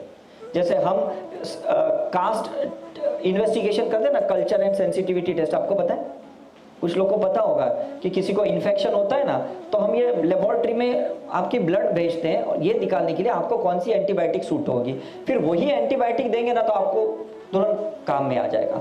नहीं तो कोई मॉक्स देता है, कोई सिप्लॉक्स देता है, कोई क्या देता है और बोलते काम ही नहीं आ रहा है। अल्टीमेटली हमको स्टेरॉइड्स देनी पड़ती है बिकॉज कोई एंटीबायोटिक काम नहीं आ रही है। लेकिन जो एमडी डॉक्टर होते हैं ना, भले वो सिर्फ 5 मिनट आपको देखते हैं, 2000 रुपए लेते हैं, लेकिन वो टेस्ट करवाते कि कास्ट टेस्ट करो और देख लो भाई आपको कौन सा है, और फिर एग्जैक्टली वो मैं देखा ये बड़ा डॉक्टर काम में है, छोटा डॉक्टर तो काम में नहीं है। हाँ, CAST, caste, culture and sensitivity test. तो इसी तरह से ऑरा भी है ना, एनर्जी का कास्ट सिस्टम है कि आपके अंदर अभी काल सर्प दोष एक्टिव है, पितृ दोष एक्टिव है, कि आपका कौन सा है वो देख लो और उसके ऊपर ही काम करो। ऐसा नहीं किसी भी संत के पास गए, किसी भी ऑर्गेनाइजेशन में गए, नुकसान कहीं पे नहीं होगा, रिजल्ट नहीं मिलेगा, नुकसान कहीं पे भी नहीं होगा। मैंने कम से कम 127 थेरेपियां सीखी है, टोनी रॉबिन से लेके मतलब NLP सीखी है, सिंगापुर में जाके फैंग-शुई सीखा है, क्या क्या सीखा है, एक्यूप्रेशर, कलर थेरेपी सब सीखा है, कोई नुकसान नहीं दिया मुझे। लेकिन मुझे समझ में आया कि हर इंसान को अलग अलग ट्रीटमेंट की जरूरत है। तभी तो एलोपैथी क्यों चलती है, क्योंकि किसी को गायनेक की जरूरत है, किसी को ऑर्थोपेडिक की, किसी को ऑप्थेल्मोलॉजिस्ट की, किसी को चेस्ट फिजिशियन चाहिए, किसी को ऑर्थो सर्जन चाहिए, किसी को न्यूरो फिजिशियन चाहिए, किसी को न्यूरो सर्जन चाहिए। हम सोचेंगे नहीं न्यूरो तो है, न्यूरो नहीं है, फिजिशियन अलग है, सर्जन अलग है। तो स्पिरिचुअलिटी में और बॉडी में भी ना एक्चुअली ऐसा ही है कि अगर हमने अपने माइंड को समझ लिया और हमने उस हिसाब से अगर हमने उसकी ट्रीटमेंट की ना एनर्जी मेडिसिन से, तो परफेक्टली आपको रिजल्ट मिलेगा। अंधेरे में तीर नहीं छोड़ना है, सब एक्सपेरिमेंट्स नहीं करने खुद के ऊपर। Is it clear? मुझे जब भी किसी से प्रॉब्लम हुआ ना, मुझे भी लाइफ में बहुत प्रॉब्लम्स हुए, लेकिन प्रॉब्लम मुझे स्पिरिचुअलिटी में आने से पहले कभी नहीं हुए। तब तक तो मुझे लग रहा था मेरी लाइफ तो इतनी अच्छी है। जिस दिन 98 में मैंने सेंटा क्रूज में हीलिंग सीखी, मैंने पहला क्वेश्चन मेरे सर को पूछा कि सर मैं हीलिंग करूं किसके ऊपर। तभी मैं रामकृष्ण मिशन हॉस्पिटल में मैं एज अ फिजिशियन काम कर रहा था। तो बोले तुझे कोई प्रॉब्लम नहीं है? मैंने कहा नहीं। तो बोले हाँ तो बहुत मुश्किल है, तूने सिखा तो दिया, तुझे तू एक काम कर, तेरे पेशेंस है ना उसके ऊपर तू अप्लाई कर। तो मैंने कहा ये अच्छा है। तो मैंने पेशेंट्स के ऊपर अप्लाई करना शुरू किया और उनको रिजल्ट अच्छे मिलने लगे, और धीरे धीरे फिर मुझे लगा यही अच्छी है प्रैक्टिस, इसको मैं छोड़ देता हूँ मेडिकल और इसी में मैं रिसर्च करता हूँ। जैसे मैंने सोचा कि मैं वो प्रैक्टिस छोड़ूं और मैं ये प्रैक्टिस में आऊं, मैं 50,000 जो महीने का कमाता था ना, मैं 5,000 भी महीने का नहीं कमा रहा था इस प्रैक्टिस में आने के बाद। सोचो मेरा कितना प्रॉब्लम स्टार्ट हो गया। उसके बाद मेरे पेरेंट्स ने गालियां देना शुरू की कि तुझे 8.5 साल मेडिकल में डाला, इतने लाखों खर्च किए और तूने मेडिकल प्रैक्टिस छोड़ दी। मेरे फैमिली से मेरा रिलेशन खराब हो गया, मुझे रेंट पे रहना पड़ा मेरे घर पेरेंट्स को छोड़ के। अब समझ में आ रहा है मेरी प्रॉब्लम देखो कहां से शुरू हुई, क्योंकि मैंने अपनी सोल की फाइलें ओपन की। इसलिए लोग स्पिरिचुअलिटी में आने से डरते हैं, क्योंकि जैसे आप ये सिस्टम में आते हो ना, तो कितने जन्मों के जो कर्म पेंडिंग है ना, वो सब चीजें बाहर आती है। Is it clear? लेकिन करनी तो पड़ेगी, आज नहीं तो कल। तो मुझे कभी गिल्ट नहीं हुआ कि मैं क्यों ये फील्ड में आया। काश ये फील्ड में नहीं आता तो मेरा बड़ा भाई कार्डियोलॉजिस्ट यूएस में, इज अ मल्टी मिलियनर, तो मैं भी शायद वो बन जाता। 2008 में जब यूएस गया, मेरा भाई बोला तू भी यूएस में सेटल हो जा, तुझे यहाँ पे अच्छा सेटल करता हूँ। मैंने कहा नहीं, मैं 10 साल से स्पिरिचुअलिटी में हूँ, अब मुझे इसी में आगे जाने दे। उसने कहा क्या मिल रहा है तुझे? कुछ भी तो नहीं मिल रहा है, तू अपनी फैमिली के साथ टाइम स्पेंड नहीं कर पा रहा है, तू अपने घर का नहीं खाना खा पा रहा है, घर में नहीं सो पा रहा है, 365 डेज तू ट्रैवलिंग कर रहा है। Is it right? लेकिन मुझे समझ में आ रहा है आज नहीं करूंगा तो कल करना पड़ेगा, नेक्स्ट लाइफ में करना पड़ेगा, नेक्स्ट लाइफ कभी तो मुझे अपने आप को शून्य करना पड़ेगा। ये बात तो बुद्धा को समझ में आई, तभी तो अपना राज दरबार छोड़ के बाहर निकले। यही तो महावीर को समझ में आई, तभी तो क्षत्रिय से वो जैनिज्म अहिंसा के पथ पे आए। तभी तो जीसस ने क्रूसिफाइड होने के बाद भी फॉरगिवनेस किया, एक्सेप्ट किया, क्योंकि उनको समझ में आया मुझे बाहर आना है। तभी तो गांधी जी ने गोली खा के हे राम बोला, क्यों गोडसे को गाली नहीं दी? क्योंकि जिनको भी समझ में आ गया ना मुझे निकलना है ना, उनके लिए अब ये पेन नहीं है, उनके लिए ये सोल का एक बहुत बड़ा इन्वेस्टमेंट है। Is it clear? आप जिनको भी बर्दाश्त कर रहे हो ना इस लाइफ में, जो भी लोग आपको तकलीफ दे रहे हैं ना, they are your best teacher, they are your best guru, they are your best medicine. क्योंकि वो ट्रिगर नहीं करते तो आपका अनहील पार्ट बाहर कहां से आता? You should salute them, you should be thankful to them. Is it right? जैसे बच्चा होता है ना, ये 1 साल 2 साल का, उसको आप इम्यूनाइजेशन के लिए लेके जाते हो तो पहले तो हंस के चले जाता है। जब पहली बार उसको इंजेक्शंस देते ना, दूसरी बार वो जाता नहीं है, वो रोता है, मुझे नहीं जाना डॉक्टर के पास, वो टोच रहा है। लेकिन आपको पता है आज वो इंजेक्शन देगा तो लाइफ लॉन्ग उसका वैक्सीनेशन हो जाएगा।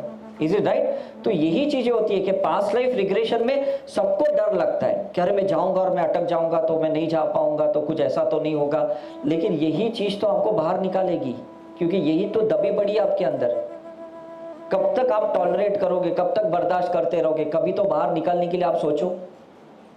मैं ये नहीं कह रहा हूं कि संसार छोड़ दो, सन्यास ले लो, मतलब फैमिली छोड़ दो, इसी फैमिली में रहो, उन्हीं के साथ रहो, लेकिन अपने अकाउंट सेटल करके निकलो यहां से। ऐसे मत निकलो सिर्फ 3 बार शादी बोल दिया कबूल तो आपकी शादी नहीं हुई, डिवोर्स लिख के भी डिवोर्स नहीं होता, दिमाग में तो वही चलता है इंसान।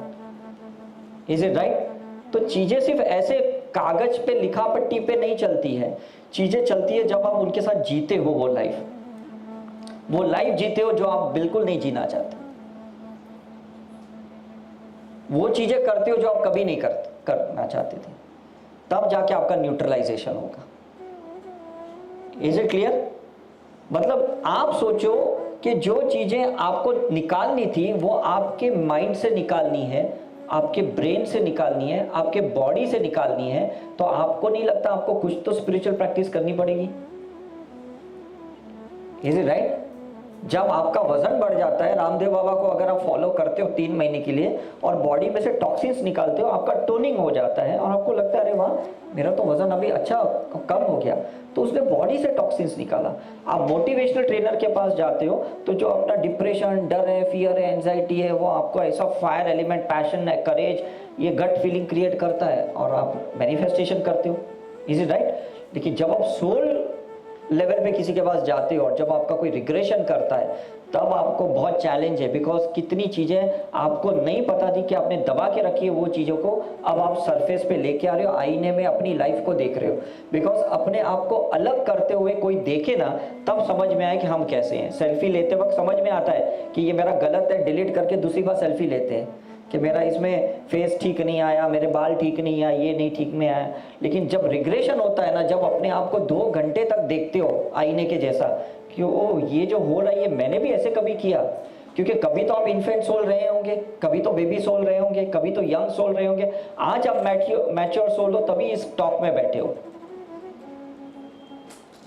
क्यों बाहर के लोग यहाँ नहीं बैठे? क्यों वो ऑटो वाला यहाँ नहीं बैठा है? मैं वृंदावन में रिट्रीट करता हूँ, ऋषिकेश में करता हूँ, जहां पे भी रिट्रीट करता हूँ, कोई वेटर हमारे टॉक में नहीं बैठता है। उनको बोलता हूँ फ्री में आओ बैठो, बोलते नहीं हमको नहीं चाहिए, क्योंकि वो इन्फेंट सोल है, बेबी सोल है, अभी तक उनका सोल मैच्योर नहीं हुआ सोल क्लियरेंस के लिए, तो थोड़ी हमारे टॉक में बैठने वाले वो। Is it right? लेकिन आप लोग तैयार हो इसलिए शायद आप यहाँ पे हो, लेकिन इसको आप नेक्स्ट लेवल पे लेके जाओ, नेक्स्ट लेवल पे लेके जाओ, नेक्स्ट लेवल पे लेके जाओ, तब जाके आप बाहर निकल पाओगे, अदरवाइज फिर कहीं ना कहीं अटक जाओगे आप।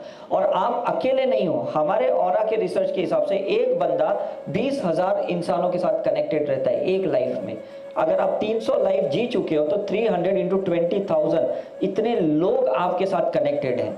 अगर आप स्पिरिचुअल पाथ पे आगे जाते हो ना, इतने लोग फ्री हो जाएंगे। तभी ये जो पॉपुलेशन एक्सपांशन हो रहा है ना, इसका रीजन ये है कि एनिमल ह्यूमन बन रहे हैं लेकिन ह्यूमन गॉड नहीं बन रहे। हमें जैनिज्म में कहते हैं कि मोक्ष का दरवाजा बंद है, तो मैं सोचता था उधर कौन सा दरवाजा है, उधर कौन सा, उधर नेपाली गुरखा खड़ा है कि दरवाजा बंद करके बैठा है। लेकिन अब समझ में आ रहा है क्योंकि हम तैयार ही नहीं है मोक्ष में जाने के लिए, तो दरवाजा खुला भी रहेगा तो भी क्या फर्क पड़ता है, जाएगा कौन वहां? तो बोलते हैं कि आप मोक्ष इस ओरा में, हाँ। इस एरा में जा ही नहीं सकते। हाँ मैं यही कह रहा हूँ ना, क्योंकि ये जो कलयुग है ना, इसमें इलेक्ट्रॉन्स 80% है। उस टाइम पे क्या था, 20% इलेक्ट्रॉन्स थे, बाकी 80% आपके प्रोटॉन्स थे, फोटॉन्स थे, तो आप मोक्ष में जाने के लायक थे। उस टाइम पे सबकॉन्शियस में कुछ नहीं था, अनकॉन्शियस में कुछ नहीं था, सिर्फ कॉन्शियस माइंड में इशू था। तो वो समझ में आ गया ये सही है गलत है, और आपने उसका पालन किया और आप मोक्ष में चले गए। अब इतने लाइफ के बाद इतना सबकॉन्शियस में, अनकॉन्शियस में भरा पड़ा है, उसको निकालेगा कौन? जब आप नया फ्लैट लेते हो ना, कुछ सामान नहीं होता है, कुछ फर्नीचर नहीं होता है, तो कोई प्रॉब्लम नहीं, किसी भी कलर वाले को बुलाओ कि कलर पेंट कर दे, कर देगा। सामान भरने के बाद बोलो कि कलर करेगा, वो कलर तो कर देगा, दीवार अच्छी हो जाएगी, लेकिन सारा आपका फर्नीचर कलर वाला हो जाएगा। पहले तो वो तो खाली करना पड़ेगा आपको। Is it right? सर्जन के पास जाके हम सिस्ट निकाल लेते हैं, स्टोन निकाल लेते हैं, लेकिन जो अलग अलग सेल्स में अभी भी उसकी नेगेटिविटी है जो एक जगह पे डिपॉजिट हुई है वो तो वापस डिपॉजिट होगी। रिलैप्सेस क्यों होते हैं कैंसर के? मलेरिया रिलैप्स होता है, पाइल्स रिलैप्स होता है ना, निमोनिया रिलैप्स होता है, ट्यूबरक्लोसिस रिलैप्स होता है। ये वापस क्यों होते हैं? क्योंकि वो जगह से निकल गया लेकिन दूसरे जगह तो वो उसकी मेमोरीज है, दूसरी जगह पे तो वो पॉल्यूशन है, वो नेगेटिविटी है, वो धीरे धीरे वापस वहीं पे आ जाएगी। तो डेफिनेटली उसको निकालने के लिए आपको कुछ तो करना पड़ेगा कि नहीं? Is it right? So holistic approach का मतलब होता है कि आप पूरी तरह से माइंड बॉडी सोल लेवल पे काम करते हो कि आपका जो बेनिफिट है पीएलआर में, बॉडी से सोमैटिक निकाला, माइंड से आपने मेमोरीज निकाली, ब्रेन के न्यूरॉन से आपने निकाली, हार्ट से आपने निकाली, दिल से आपने उस चीज को निकाली, उसके बाद आपके यहाँ पे क्राउन्स के पैटल्स ओपन होंगे, तब एनलाइटनमेंट मिलेगा। और अगर टिक गए एनलाइटनमेंट के साथ कुछ लाइफ तक, तब जाके मोक्ष मिलेगा। तो कर्मा सर, कर्मा सोल के किस लेवल पे? कर्मा क्या इसी तरह से पूरी बॉडी में डिस्ट्रीब्यूट? पूरे बॉडी में डिस्ट्रीब्यूट है, ऐसा नहीं। मैंने वही बोला जो ऑरा माइक्रोस्कोप में मैंने लंदन में देखा, मैंने किसी भी जगह से ब्लड के सेल्स निकाले या स्किन के सेल्स निकाले, हर एक में मेमोरी है। लेकिन जिसमें मेमोरीज ज्यादा है, मतलब समझ लो कि वो इमोशंस वहां पे ज्यादा है। जैसे एंगर लिवर में ही ज्यादा होता है, किडनी में मैंने कभी एंगर नहीं देखा, वहां गिल्टी होता है। समझ में आ रहा है कि नहीं? सैडनेस और लंग्स में ही होता है, तभी अस्थमा होता है। राइट? हम जो वात पित्त कफ की जो बात करते हैं ना, आयुर्वेदिक शास्त्र है या होम्योपैथी में कहते हैं वाइटल फोर्स कम है, ये सब है ना अलग अलग नजरिया है। एक्चुअली तो कहीं ना कहीं मेमोरीज है, उस मेमोरीज को निकालनी है। चाहे आप एसिड की मेमोरीज को निकालो, पित्त की मेमोरीज को निकालो, वात की निकालो, कहीं ना कहीं वो मेमोरीज को आपको निकालनी पड़ेगी। सिर्फ उसकी एंटी एलिमेंट की ट्रीटमेंट नहीं करनी है कि नहीं ये है एसिड है तो अल्कलाइन ले लो, बैक्टीरिया तो एंटीबैक्टीरियल ले लो, डायबिटीज है तो एंटी डायबिटिक ले लो। सिर्फ एंटी से क्या करोगे? Is it right? तो कहीं ना कहीं जड़ मूड से निकालने के लिए ना पहले अपनी कॉन्स्टिट्यूशन जानो, अपनी एनर्जी को जानो, अपने माइंड बॉडी सोल की पैटर्न को जानो और उसके बाद उस पर काम करो। मैं बोलता हूँ 100% प्रॉब्लम आपके सॉल्व हो जाएंगे, क्योंकि सामने वाला आपको तब तक परेशान करेगा जब तक यहाँ पे मेमोरीज है, यहाँ पे मेमोरीज है। ये चीजें निकल गई तो खत्म हो गया। हम हॉस्पिटल में बोलते हैं ना अभी आपके सारे रिपोर्ट्स नॉर्मल है, आप डिस्चार्ज होकर घर पे जा सकते हो। जब तक प्रॉब्लम थे तब तक डॉक्टर पकड़े रखता था। अब जब नॉर्मल हो गया, सैचुरेशन नॉर्मल है, कोई प्रॉब्लम नहीं है, तो पकड़ेगा क्यों आपको? मैं इतने जेलों में जाके प्रोग्राम्स करता हूँ, देहरादून, हरिद्वार, गोवा, कितनी जेलों में मैंने इवेंट्स किए। वहां पे मुझे जेलर बार बार बुलाते हैं कि आप जब भी यहाँ पे आते हो ऐसे टॉक देते हो, हीलिंग सिखाते हो, लोग प्रैक्टिस करते हैं, हम लोगों को रिया कर देते। फिर दूसरे जो नए आते तो उनके लिए हम आपको वापस बुलाते, क्योंकि मैं उनको कहता हूँ आप 4 दीवार में कुछ सीखने आए हो, सीख के जल्दी बाहर निकल जाओ। क्यों ज्यादा परेशान हो रहे हो? क्यों रिवेंज रख रहे हो कि बाहर आके मैं बदला लूंगा, वकील को नहीं छोड़ूंगा, केस करने वाले को नहीं छोड़ूंगा? तो ये तो एक लूप पैटर्न बन गई कि नहीं? वो अंदर जाते हैं, बाहर आके बड़े क्रिमिनल बनते हैं, फिर अंदर जाते हैं, फिर बाहर आके बड़े, और हम भी वही कर रहे हैं, वही लूप साइकिल में हम गलतियां कर रहे हैं। It's a chain reaction. कौन तोड़ेगा ये चेन रिएक्शन को? हम ही तो तोड़ेंगे कि नहीं? ग्रंथें कितनी भी पढ़ लो, बाइबल, कुरान, गीता कितनी भी पढ़ लो, अप्लाई तो करो। Is it right? और ये मत सोचो कि वो कोई अलग आइडियोलॉजी है और हम कोई अलग आइडियोलॉजी है, ऐसा नहीं है। वो भी हमारे जैसे सिंपल इंसान थे और उन्होंने भी खुद पे काम किया और आपको भी उतना ही काम करना है। Follow what they had follow, don't follow them. मैं हमेशा सिंपल कहता हूँ, मैं कहता हूँ डोंट फॉलो इवन डॉक्टर उदय शाह भी। काफी लोग मेरे स्टूडेंट्स कहते हैं सर मुझे आप हमारे रोल मॉडल हो। मैंने कहा मैं बिल्कुल नहीं हूँ। मैंने जो फॉलो किया ना वो फॉलो करो तो आपको फायदा होगा। मुझे फॉलो करके क्या फायदा होगा? मैं खुद भी कितनी गलतियां करता हूं, मेरे भी खुद के कितने डार्क साइड है। अगर आप मुझे फॉलो करोगे तो वो डार्क साइड आपके अंदर आएंगे। तो why are you following anyone? आपने महावीर बुद्धा को फॉलो किया, लेकिन उसके पहले की लाइफ के डार्क साइड को भी तो आपको फॉलो करना पड़ेगा, क्योंकि उन्होंने इनफाइनेट सोल लेवल पे मोक्ष प्राप्त की।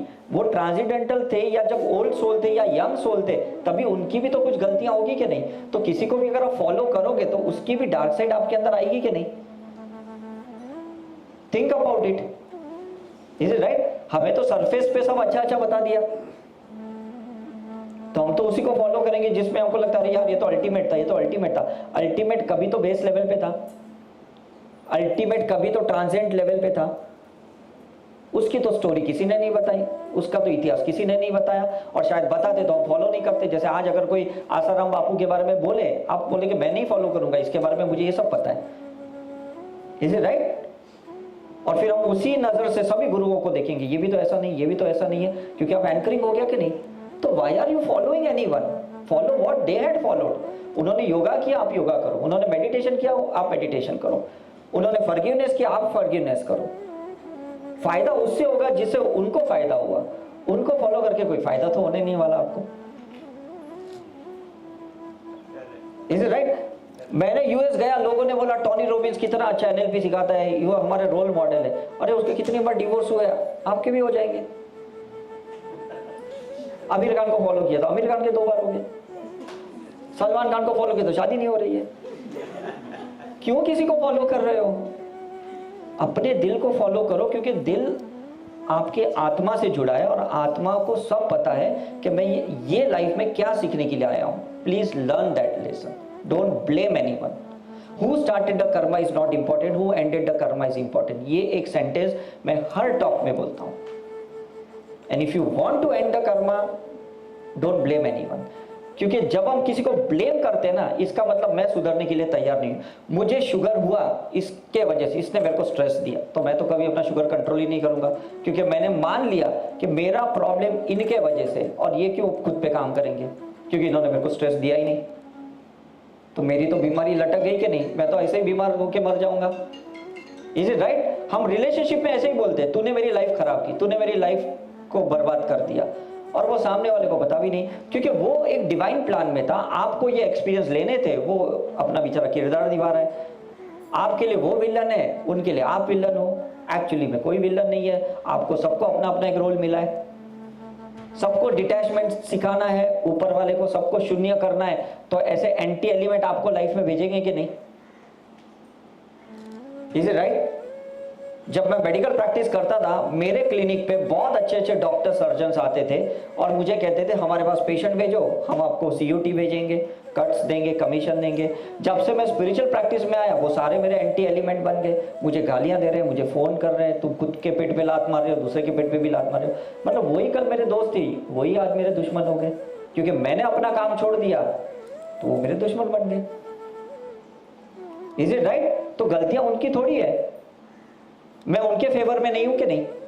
तो शादी के पहले वो आपके फेवर में थे, शादी के पहले आप उनके फेवर में थे, शादी के बाद आपके डार्क साइड बाहर आए, उनके डार्क साइड बाहर आए। रिसोर्सेज लिमिटेड है, पैसा लिमिटेड है, टाइम लिमिटेड है, एनर्जी लिमिटेड है, घर लिमिटेड है, प्रॉपर्टी लिमिटेड है, और उतने लिमिटेशन में सबको जीना है। तो फाइट होगी कि नहीं, फ्रिक्शन होगा कि नहीं?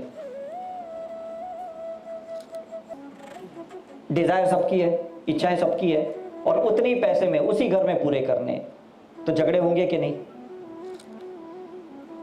Is it clear? सिंपल सी बात है कि नहीं? राइट? स्पेस कौन देगा आपको, कितनी देगा? और बॉम्बे में कहां स्पेस इतनी मिलती है रहने के लिए।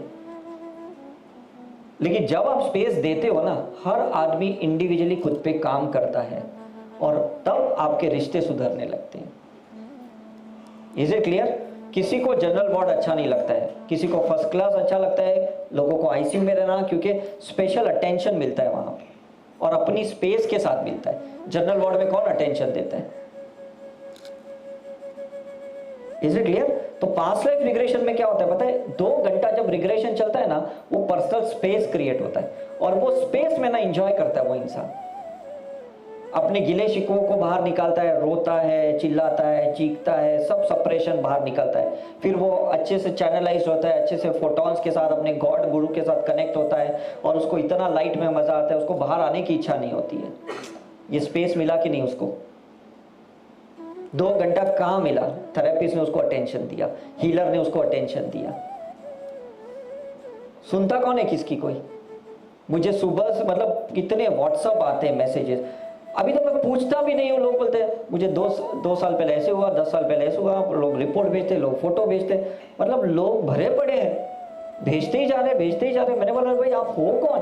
बोलता है वो छोड़ो, हमारे रिपोर्ट तो देखो आप। मैंने बोला अरे भैया मेरे को 800-1200 मैसेज आते, मैं किसका रिपोर्ट देखूं, किसके फोटो, किसकी बर्थडे, न्यूमरोलॉजी चेक करूं? सारे भरे पड़े, बस मुझे अपने प्रॉब्लम किसी को तो बताना है। और कोई तो मुझे समझे। अरे आप खुद को नहीं समझ रहे, कोई आपको क्यों समझेगा? हर आदमी खुद भरा पड़ा है, आपको टाइम देने के लिए उसके पास टाइम कहाँ है? उसको खुद को अपना टाइम देने को नहीं है, आपको कहाँ कौन टाइम देगा? Is it clear? तो 90% जब रिग्रेशन में ना उनको एक्स्ट्रा टाइम देते ना, 1-to-1 टाइम देते ना, लोग ऐसे ही ठीक हो जाते, क्योंकि अटेंशन चाहिए, प्रॉब्लम को अटेंशन चाहिए। Is it right? और जब अटेंशन मिलता है ना तो आदमी वैसे ही ठीक हो जाता है। मैं जितने भी सीनियर सिटीजन में जाता हूँ, सेकंड इनिंग हाउस में टॉक देने जाता हूँ ना, वो लोग बहुत खुश होते हैं, क्योंकि एक दूसरे को टाइम दे रहे हैं ना बड़े बुजुर्ग लोग। और यही टाइम अपने बच्चे बड़े नहीं देते, बिकॉज वो फायर एलिमेंट से जीते हैं, पैसे कमाना है उनको, भाग दौड़ करनी है, किसके पास टाइम है? Is it clear? So be the healer. अब जब हीलर बन जाओगे, आप अपने स्पेस में रहोगे, self value, self love create करोगे, सेल्फ अटेंशन क्रिएट करोगे, बाहर से फिर एक्सपेक्ट ही नहीं करोगे कि कोई आपको अटेंशन दे, कोई अप्रिशिएट करे। Is it right? So this is the best time to be with yourself. मैं 104 बार ऋषिकेश गया हूँ, केव्स में गया हूँ, माउंटेन बाबा जी के केव्स में गया हूँ, वसुंधरा फॉल्स में, कहाँ कहाँ पे मैं केदारनाथ, चार धाम घूमते रहता हूँ, बनारस, ये वो, just to spend time with myself. बाकी तो मैं ऐसे इवेंट में रहता ही हूँ, लेकिन जब मुझे अपना टाइम मिलता है ना, जैसे अभी मैं यूएस से इधर आया, 18-20 घंटा, मुझे लगता है आउट ऑफ द वर्ल्ड। लोगों को लगता है कितना टायरिंग है, इतना घंटा लोग फ्लाइट पे कैसे बैठते हैं? बोला इतना घंटा खुद के साथ मिलता है, इससे बड़ी चीज और क्या हो सकती है? उसने 2 घंटा फ्लाइट ऊपर ऊपर घुमाया, वाला और घुमा भाई, मेरे को तो अपना टाइम चाहिए। जैसे मैं नेटवर्क में आऊंगा, मैसेजेस आना शुरू हो जाएंगे। जब तक मैं फ्लाइट में हूं तो या मैं सिक्योर्ड हूं, कोई वोडाफोन, कोई एयरटेल कुछ भी काम नहीं करेगा, सिर्फ अपना ही एंटीना काम करेगा। Is it right? तो तभी मैं अपना सेल्फ रिग्रेशन करता हूँ, कोई ना कोई 2-4-5 लाइफ देख लेता हूँ जब मैं फ्लाइट में रहता हूँ तो। और वो देखने के, जैसे मैं कुछ साल पहले जम्मू गया था इवेंट करने आर्मी के, वहाँ पे मैंने अपनी पास्ट लाइफ देख ली, मेरा क्या ऐसा कनेक्शन है, क्योंकि मैं ज़्यादा करके आर्मी के कपड़े बहुत पहनता हूँ करके। तो जब मैं उधर जा रहा था, मैंने फ्लाइट में अपनी देख ली, फिर मुझे जैसे मैं लैंड किया ना फ्लाइट से, मुझे फीवर आ गया, कोल्ड हो गया, मैं समझ में आ गया कि मुझे वो मेमोरी बाहर आ गई उस लाइफ की, जब मैं वॉरियर था, जब मैं फ्रीडम फाइटर था। और जैसे मैंने 3-4 दिन वहाँ इवेंट किए, मेरा फीवर, कोल्ड सब चला गया। तो कितना सिंपल था, अपनी फाइलों को बाहर निकालो और उसको डील करो, हील करो, बात खत्म हो गई, न्यूट्रल हो गए। यस लोग आप फर्स्ट क्लास में ट्रैवल करते होंगे, इसीलिए आपको 24 घंटे नहीं दिखते हैं। मतलब हम लोग प्रीमियम इसमें इकोनॉमी में ट्रैवल करते हैं। मैंने आज तक कभी फर्स्ट क्लास में नहीं की, मेरा रिकॉर्ड है। तो बिजनेस क्लास में करते होंगे? नहीं, कभी नहीं, मैं इकोनॉमिक में ही जाता हूँ, क्योंकि मुझे तो यही देखना है कि आप लोगों के बीच में बैठ के भी ना मैं कैसे अपने में साथ रहूँ। ऐसा नहीं है कि मुझे वो स्पेस चाहिए, इनको पता है। तो मतलब मैं बहुत लकी मानता हूँ 11 साल से सर के साथ, बहुत छोटी एज में। मेरा सेम क्वेश्चन था कि सर आप क्यों बिजनेस क्लास में नहीं बैठते हो, इतना आपको स्पेस भी नहीं मिलता है। लाइक सर बोलते कि वहाँ बैठ के भी क्या मिलेगा, यहाँ पर जितने ज़्यादा के लोग ऑरा में बैठेंगे उतने ज़्यादा लोगों को फ्री कर देंगे। तो सर भी हर एक चीज़ को स्पिरिचुअल वे में काफ़ी अच्छे तरीके से एक्सप्लेन करते हैं। तो ये क्वेश्चन मेरा भी था, 3-4 बार मैंने पूछा। तो फीवर और जो भी हो गया, बिना दवा के क्लीन करते हैं अपनी हीलिंग से अपने आप। नहीं, मैं देखो मेडिसिन के अगेंस्ट नहीं हूँ। एक्यूट कंडीशन में ना जो भी चीज़ें आपकी आई है, मेडिसिन लेनी पड़ती है। अभी मैं यूएस गया, कनाडा गया, बैक टू बैक बहुत इवेंट किए, मुझे 2-3 बार कॉम्बीफ्लेम लेनी पड़ी। Is right? बिकॉज दिन रात का वहाँ कुछ शेड्यूल ऐसा था, ये वो। बट ऐसा नहीं है कि उसके आदी हो जाओ, उसके एडिक्टेड हो जाओ, बस दवाइयाँ खाते जाओ, ऐसा है। जैसे मुझे लगा कि अब थोड़ा टाइम है, मैंने अपनी हीलिंग बढ़ा दी, अपनी पोटेंशियलिटी बढ़ा दी, अपना वाइटल फोर्स बढ़ा दिया, बस फिर मैं वापस नॉर्मल हो गया। Is it right? तो अपनी जो भी नेगेटिव चीजें हैं ना, वो फाइंड आउट करो और अपने पे काम करो। बस कहने का मतलब इतना है। ये अगर आपने काम किया ना, तो ये आपके जितने भी अलग अलग ये इमोशनल मूड स्विंग्स है ना, ये सब चले जाएंगे। क्योंकि किसी को पसंद नहीं कि भाई आप टाइम पे चेंज हो जाते हो, आपको भी पसंद नहीं कि लोग टाइम पे चेंज होते। पसंद है, बोलते कल तक तू अच्छा था, आज तू मुंह बना के बैठा है, राइट? क्योंकि mind is connected with the moon, और मून जैसा चेंज होता है माइंड चेंज होता है। Is it right? लेकिन जो आदमी स्पिरिचुअलिटी में रहता है ना, उसको कोई फर्क नहीं पड़ता, वो अपने में मस्त ही रहता है। हम लोग कितनी बार मूवीज जाते हैं, मूवीज इतनी बकवास होती है, हमारा बाजू वाला छोड़ के भाग जाता है, हम तो उसको वहां पे भी इंजॉय करते हैं, बिकॉज हमें पता है इसके पीछे भी किसी ने, डायरेक्टर ने कोई तो माइंडसेट से ये बनाया, कुछ तो लेसन इसमें सीखने को है, और हम वो लेसन सीख के बाहर आते तो हम तो इंजॉय कर लेते। तो इवेंट के बाद हमारा एक मूवी फिक्स होता है, कहीं पे भी हम जाते हैं तो वो 3 घंटा हमें अपने साथ मिल जाता है, क्योंकि सब चले जाते, इवेंट खत्म होते हैं, फिर हम रह जाते हैं वहां पे, और हमें नेक्स्ट डे फ्लाइट पकड़ के आना होता है। तो शाम के वक्त हम नाइट शो देखते हैं पिक्चर में, अपना मस्त इंजॉय करते हैं और एक सेल्फ रियलाइजेशन प्रोसेस करते हैं, ग्राउंडिंग करते हैं, बिकॉज ग्राउंडिंग करने के बाद घर पे जाएंगे ना तो ईजी होता है। वही हाई लेवल पे जाएंगे, इतने लोग ने रिस्पेक्ट किया, पैर छुए, आपको इतना हाई पिच पे लेके गए, और वही एनर्जी लेके घर पे जाओगे तो आप उन घर वालों को बर्दाश्त नहीं कर पाओगे, घर वाले आपको बर्दाश्त नहीं कर पाएंगे। Is it right? तो हम ऐसी ग्राउंडिंग करके जाते कि नॉर्मली घर पे गए तो वापस वैसे ही रामू काका बन के जैसे पहले थे, वापस जाके दूध की थैली लो, 2 लीटर लेके आओ, काम करो अपना, बात खत्म हो गई। तो इतने सालों बाद आपकी फैमिली के साथ जो भी प्लान्स थे वो सब, मैं लकी क्यों पता है ना, मैं एक मिशन के साथ आया हूं, इसलिए फैमिली ने मुझे बहुत सपोर्ट किया। मतलब कभी उन्होंने कंप्लेन नहीं किया और कभी मुझे ऐसे नहीं लगा कि काश मैं उनके साथ टाइम स्पेंड कर पाता, कभी ऐसा नहीं हुआ। मतलब ये मैं कहता हूं ना, मैंने लाइफ बिटवीन लाइफ देखा है मैंने कि ये एक्चुअली मेरा मिशन है, and I am enjoying that life. Is right? तो आपने भी जो डिसाइड करके आए हो ना इस लाइफ में जो लेसन सीखना, प्लीज एंजॉय दैट थिंग।